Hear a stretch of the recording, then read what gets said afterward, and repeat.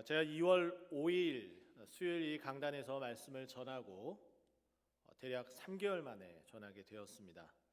제가 전에 있던 교회에서 수요일마다 말씀을 강론하는데도 바로 전주에 무슨 이야기를 했는지 잘 기억을 못 하시더라고요. 그게 그분들의 잘못됐다라기보다는 제가 그만큼 설교를 임팩트 있게 못하지 않았나? 그런 생각을 해봤습니다. 그러면서 이번에 설교를 준비하면서 잘 못하는 설교지만은 다시 한번 1장부터 9장까지 내용을 다시 한번 정리를 해드리고 그리고 10장으로 넘어가는 것이 좀 바람직하지 않을까라는 생각을 해봤습니다.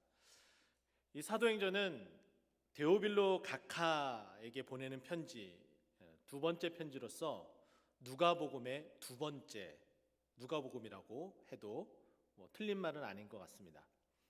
이 데오빌로에게 왜 누가복음에 이어서 계속해서 이 편지를 쓰느냐? 누가복음에서는 예수 그리스도를 증거했다면 사도행전에서는 그 예수 그리스도를 믿는 사람들이 어떻게 믿게 되고 어떠한 성령의 역사로 말미암아 그 믿음이 전파되는지, 유대인들 그리고 더 나아가서는 이방인에 이르기까지 예수 그리스도를 전하게 되고 또 믿게 되는 그 역사가 어떠한지에 대해서 설명을 하고자 하는 것이 바로 사도행전입니다. 그래서 1장에 들어가서는 누가복음 24장 마무리가 되어진 예수 그리스도의 그 부활까지 언급이 되어졌다면 1장에 들어가서 바로 예수 그리스도의 그 부활과 그리고 이제 승천함에 대해서 언급이 되어집니다. 예수 그리스도의 그 부활의 그 승천에 나타나기 전에 예수님께서 승천 바로 직전에 예수님의 그 제자들에게 아주 신신당부를 한 유명한 말씀이 있죠.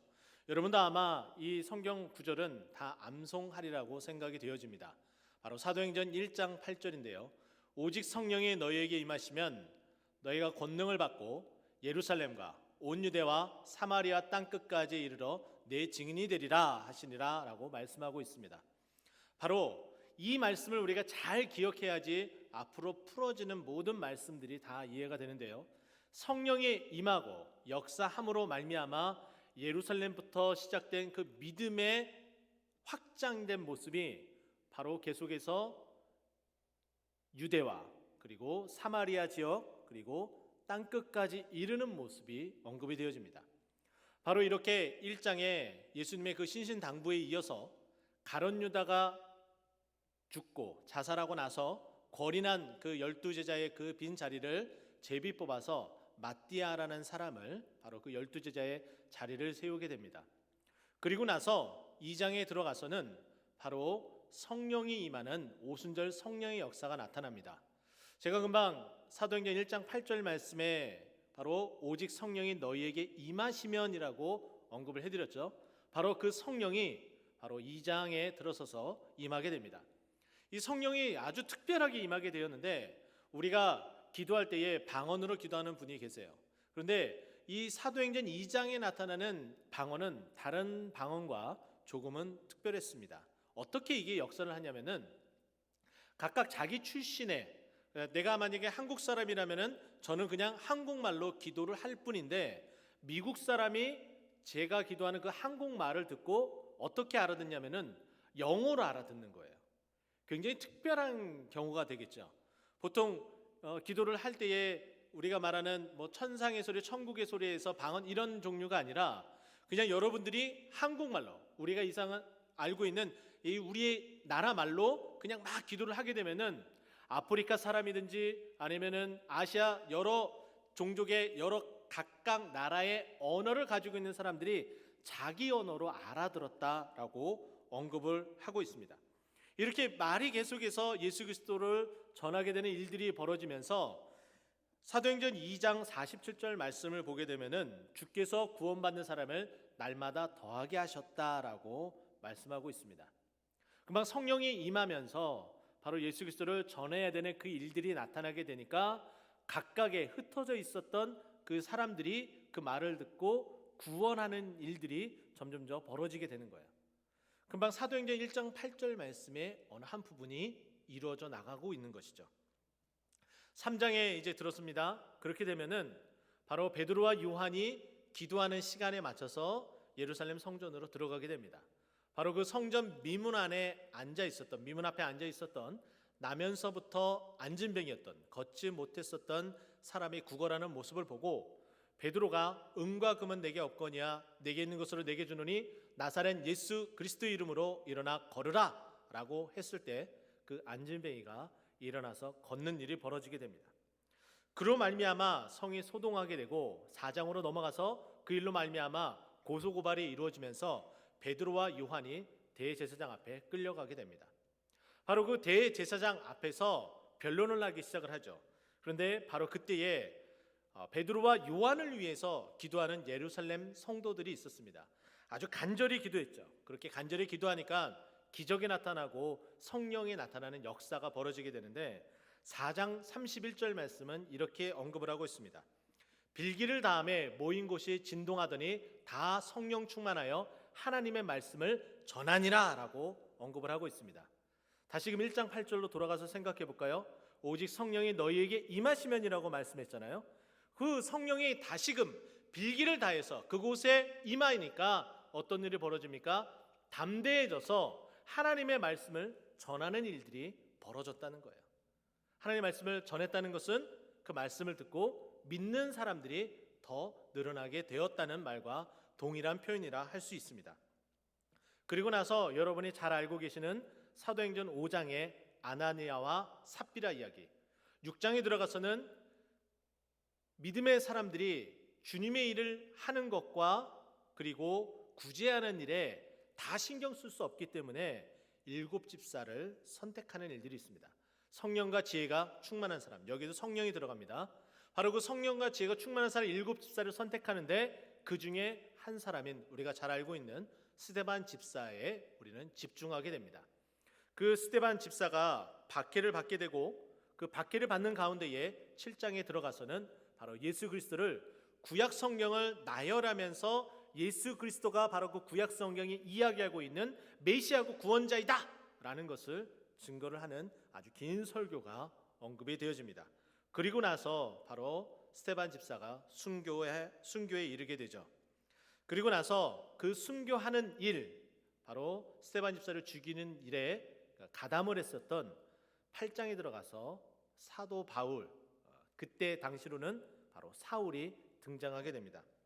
사울이 등장해서 그 교회를 핍박하는 일들이 있었다라고 언급을 하고 있는데요. 그로 말미암아 사람들이 흩어지기 시작을 합니다. 성령이 임했는데, 그리고 7장까지 성령이 충만한 스데반 집사가 설교하는 일이 있었는데, 그리고 나서 핍박이 일어나면서 어떻게 해요? 흩어지기 시작을 한 거예요.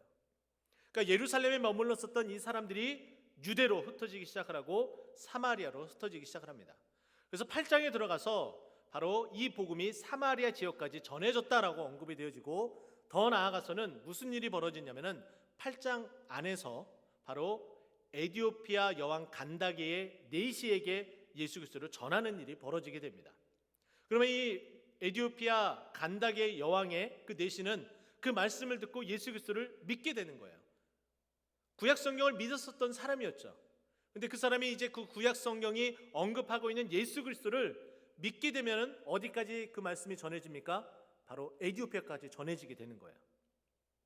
하나님의 이 말씀, 사도행전 1장 8절의 이 말씀이 예루살렘부터 시작해서 이제 땅끝까지 이루어지는 이 모습이 하나씩 펼쳐지게 됩니다. 근데 그것이 무엇으로부터 시작된다고요? 오직 성령이 너희에게 임하시면 라고 언급한 그 말씀이 하나하나 이루어져 나가는 거예요. 그리고 나서 9장에 들어가서 그렇게 교회를 핍박했었던 사도 바울이 눈이 멀게 되고 다시금 하나님의 특별한 은혜로 사도 바울이 성령 충만하게 되는, 사울이 눈꺼풀이 벗겨지게 되고 회개하게 되고 다시금 주님 앞에 다가오는 일이 벌어지게 됩니다. 그리고 나서 베드로에게 집중을 하게 되죠. 베드로가 중풍병자를 고치고 그리고 죽은 사람을 살리게 되는 기적을 펼쳐지게 됨으로 말미암아 9장까지 마무리가 되어집니다. 이러고 나서 바로 이 사도행전 1장부터 9장까지는 바로 유대까지 확장되어진, 또 조금은 땅끝까지 이루어지는 바로 그 복음의 일진보에 대한 모습이 보여졌다면은 이제 본격적으로 10장부터는 13장부터 펼쳐지게 되는 이방인으로 전해지는 이 복음의 확장의 효시를, 그 시작을 알리는 모습을 바로 10장에 언급이 되어집니다. 바로 그 이야기가 오늘 시작이 되는데, 이 10장 처음 시작을 하면서 저는 오늘 이 설교의 이 제목을 기도와 연합의 시작이다라고 잡아봤습니다. 자, 이제 1장부터 9장까지 정리가 어느 정도 되셨나요? 되셨죠? 고개만 끄덕이시면 돼요. 예. 그럼 이제 본격적으로 10장 1절부터 들어가도록 하겠습니다. 10장에 들어서자마자 한 사람을 소개하고 있습니다. 그 사람의 이름은 고넬료다라고 언급을 합니다. 근데 이 고넬료라는 사람이 사회적인 면으로 어떠한 사람인지 먼저 소개를 하고 있습니다. 그는 지금 어디에 있는 사람인지 소개를 하는데, 가이사랴라는 지방에 있는 한 사람 고넬료다라고 소개를 합니다. 그러면 가이사랴라는 곳은 과연 어떤 곳일까요?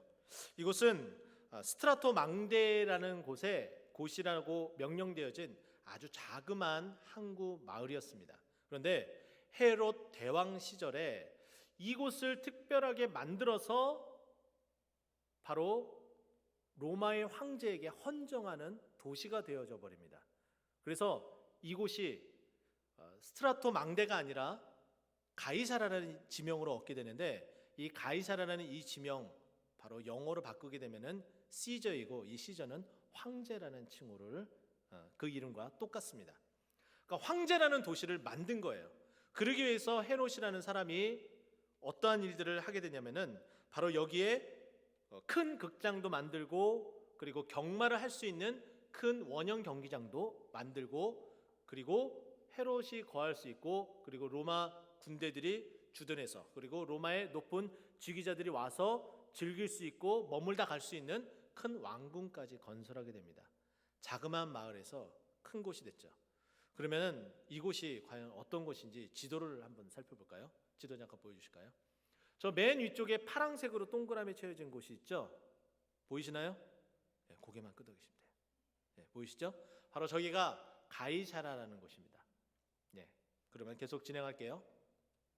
네, 바로 이 가이사라라는 이 곳에 살고 있는 한 사람, 바로 고넬료가 있는데, 이 사람이 어떠한 사회적인 직위를 가지고 있는지 소개를 합니다. 바로 이달리아 부대라는 군대의 백부장이다라고 이야기해요.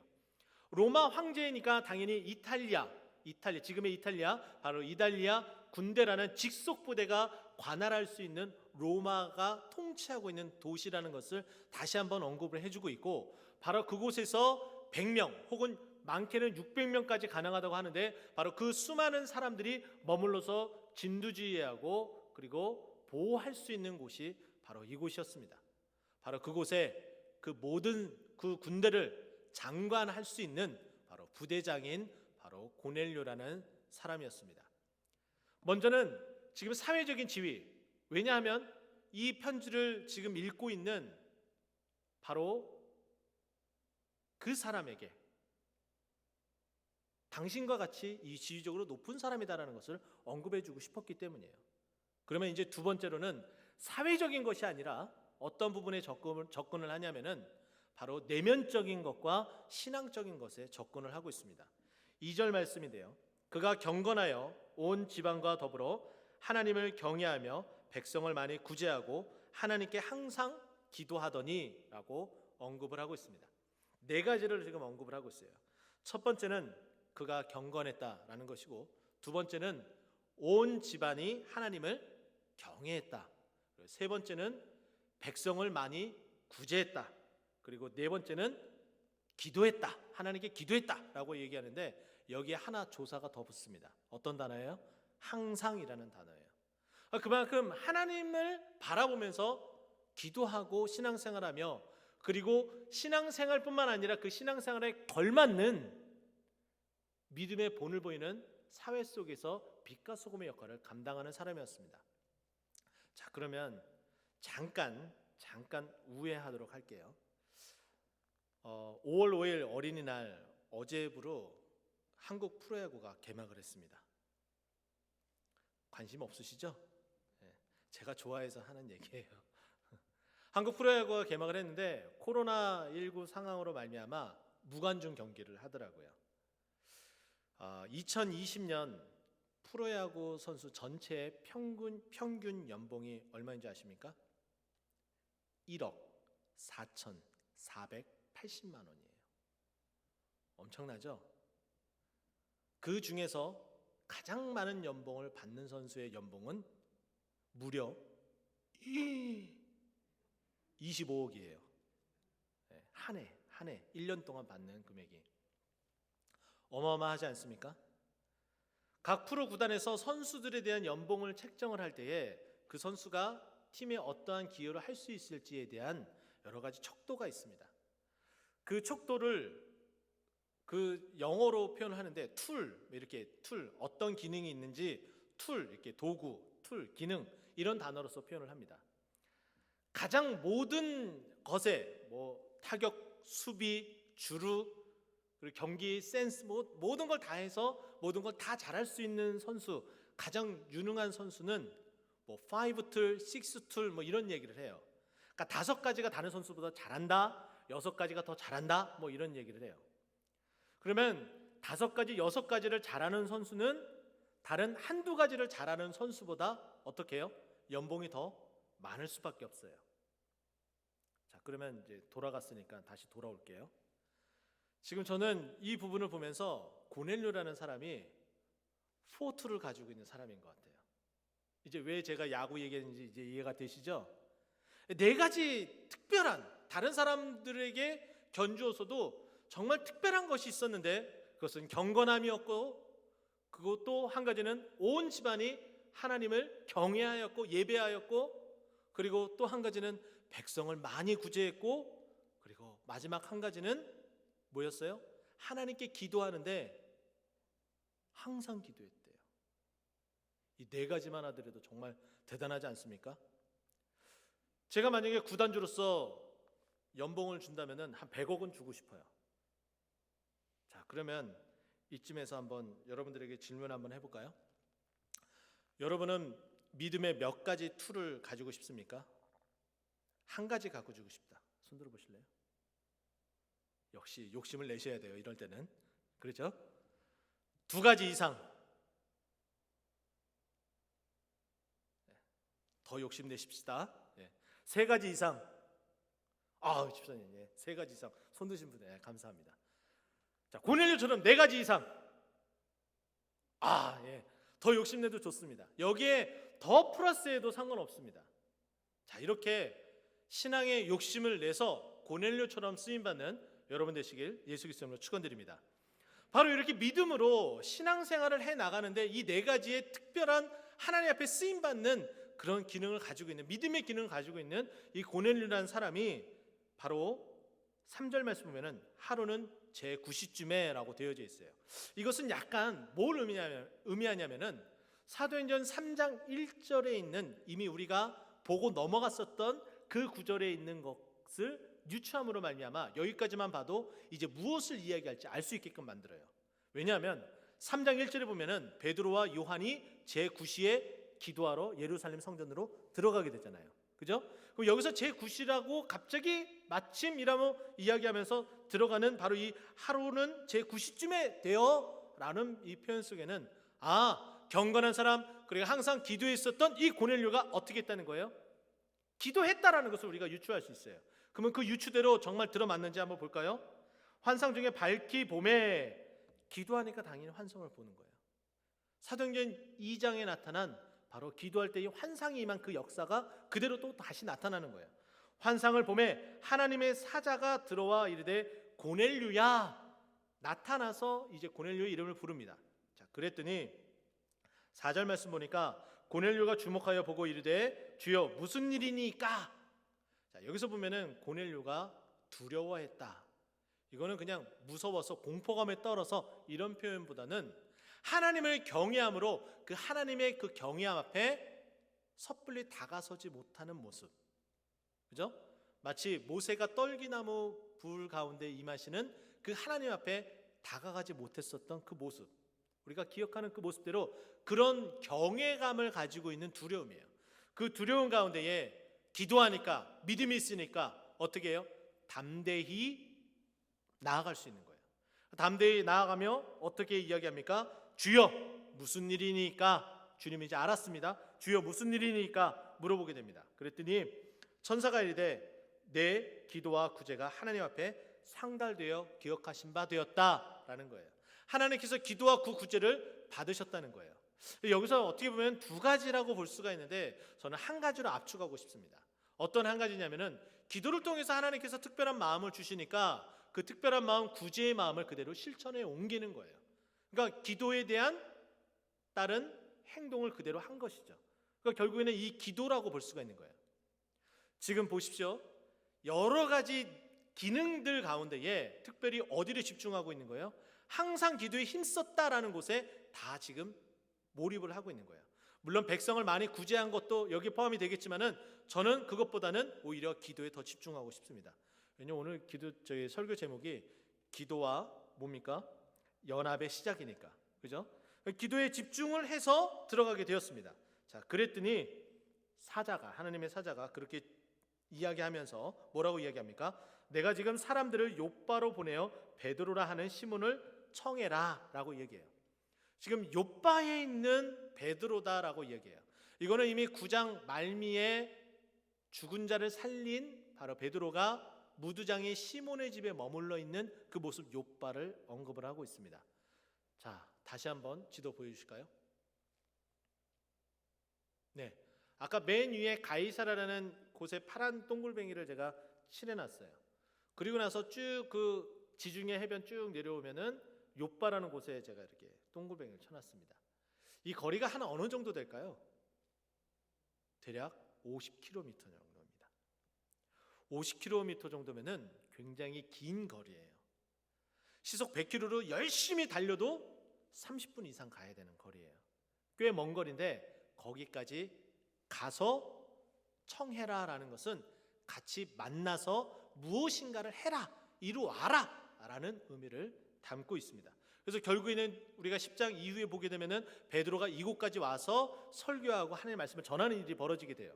자, 청해라라고 이렇게 이야기를 하는 그 말을 듣고, 자, 보십시오. 7절 말씀. 마침 말하던 천사가 떠나매 고넬료가 집안 하인 둘과 부하 가운데 경건한 사람 하나를 불러라고 이야기를 합니다. 저는 여기에 큰 의미를 좀 담고 싶습니다. 그가 누구인지 이름이 밝혀지지 않아요. 그런데 그는 그저 주인에게 충성하는 하인에 불과한 사람입니다. 근데 그 사람이 어떠한 사람이라고 언급을 하고 있냐면은 경건한 사람이다라고 이야기를 하고 있습니다. 저는 이 말씀을 보면서 성경 속에 또 하인 중에, 종 중에 경건한 사람으로서 굉장히 크게 쓰임 받았던 한 사람이 저는 머릿속에 떠올랐습니다. 여러분도 아마 비슷한 사람이 떠올랐으라고 생각이 되어지는데 바로 아브라함의 종이었었던 다메섹 출신의 엘리에셀이라는 사람입니다. 아브라함이 자기에게 자식이 없던 바로 그때에 후계자로, 그리고 자기의 후사를 이을 사람으로 택정할 만큼 바로 엘리에셀을 신뢰했습니다. 근데 이 종에게 이름을 붙이는 일은 흔치 않거든요. 오늘 본문에는 어떻게 해요? 그로부터 한 3,000년 가깝게, 2,500년 가깝게 흐른 뒤에 어떻게 해요? 그냥 하인이라고 언급이 됐는데 아브라함에게서는 그 종의 이름이 엘리에셀이라고 표현하고 있습니다. 이 엘리에셀이라는 이 표현이 어떤 뜻이냐면요, 엘리, 여러분 많이 들어보셨죠? 엘리 엘리 라마 사박다니, 나의 하나님 나의 하나님, 이렇게 할 때 바로 그 엘리. 에셀은 창세기 제일 먼저 나오는 돕는 배필을 이야기할 때 그 돕다라는 단어, 에셀 단어입니다. 하나님은 나의 도움이시다라는 표현이에요.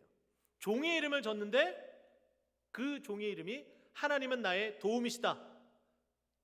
바로 이렇게 지은 아브라함. 이것은 무엇을 뜻할까요? 그 종과 함께 믿음의 행보를 걸어가면서 하나님이 늘 도와주셨다는 것을 말하고 있어요. 그만큼 하나님을 신뢰하고 같이 움직였었던 사람이라는 거죠. 근데 오늘 고넬료도 바로 그와 같은 이야기를 하고 있습니다. 자기 종 가운데에 바로 그런 사람. 믿음의 사람이 하나님 앞에 신실하게 되면은 그 사람이 부리는 그 사람들도 신실하게 되는 일들이 많습니다. 이 자리에 혹시 교사로서 섬기시는 분들이 계시다면은 여러분들이 신실하게 되면은 여러분들을 지도하는 아이들이 신실한 하나님의 사람으로 커간다는 걸 믿으시기 바랍니다. 더 나아가서는 여러분들이 구역장으로, 여러분 구역원들이 여러분들의 교구장으로 그리고 교구원들이 바로 그렇게 하나님 앞에 신실한 사람으로 서갈 수 있는 거예요. 이건 믿음 안에서, 교회 안에서뿐만 아니라 사회 속에서도 마찬가지예요. 내가 직급이 점점 높아갑니다. 사장이 믿음의 사람으로서 정직하게 직원들을 잘 다스리면은 그 직원들을 하나님 앞에 오게 할 수 있는 거예요. 가장 흔한 일들이 바로 군대에서 벌어지게 되죠. 군 부대 지휘관이 예수 그리스도를 잘 믿고 정말 사람을 인격적으로 다 대한다고 생각을 해보세요. 그럼 너도 나도 그 지휘관에 따라서 교회에 나오는 일들이 벌어집니다. 근데 지금 고넬료는 누구예요? 이달리아의 백부장이잖아요. 지휘관이잖아요. 그러니까 그 집안에서 일하는 경건한 사람이 나올 수밖에 없는 거예요. 아까 좀 전에 얘기했었던 4가지 툴을 가지고 있는 고넬료였었죠. 근데 종은 한 가지만 딱 얘기를 합니다. 다 떠나서요. 그러면 다 접어놓고 저와 여러분이 다른 건 다 없어도 좋습니다. 바로 여기에 언급되어진 그 종이 경건한 사람이었기 때문에 고넬료로부터 쓰임받아서 바로 베드로를 청하러 그 일에 쓰임받았던 것처럼 저 여러분이 바로 경건에 힘쓰는 그런 사람이 되어서 하나님께서 언제든지 우리를 쓰시기에 합당한 깨끗한 그릇으로 쓰임받기를 예수 그리스도로 축원드립니다. 바로 그렇게 해서 8절에 보면은 이 일을 다 이루고 욥바로 보내니라라고 하며 오늘 본문이 마무리가 되어집니다. 저는 오늘 말씀을 이렇게 마무리하고 싶습니다. 연합, 이 단어는 달리 표현하면은 힘을 합치는 겁니다. 지금 고넬료와 베드로가 힘을 합치는 모습이 이제 펼쳐지게 될 거예요. 근데 이 연합이라는 이 단어의 뜻을 가지고 있는 히브리어가 있습니다. 그 히브리어는 어떤 단어냐면은 레위예요. 레위. 레위라는 단어, 바로 야곱의 아들 레위, 연합이라는 뜻을 가지고 있습니다. 근데 레위 지파는 무슨 일을 하는 사람이죠? 제사장이에요. 베드로전서 2장 9절 말씀 보면은 너희는 택하신 족속이요 왕 같은 제사장들이다 라고 이야기합니다. 우리는 예수 그리스도로 말미암아 다 왕 같은 제사장이 되었습니다. 연합해야 되는 그 직무를 가지고 있는 거예요. 연합은 뭐라고요? 힘을 합치는 겁니다. 우리는 지금 기도로서 그리고 우리가 가지고 있는 그 역량을 다 힘을 합쳐야 될 시간입니다. 그동안 코로나 바이러스로 말미암아 우리가 함께 예배드리지 못했었던 시간이 꽤 오랜 시간이었습니다.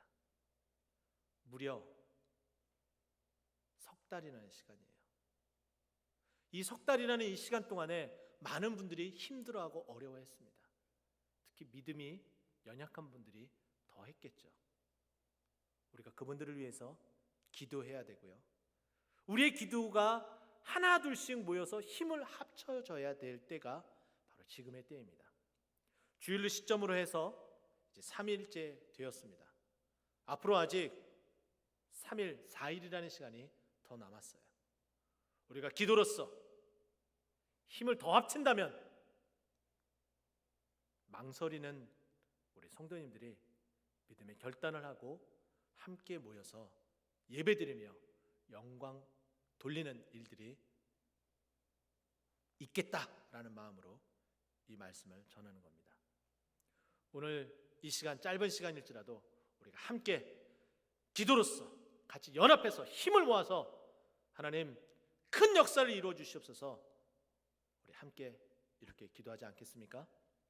우리 다 같이 기도하도록 하겠습니다.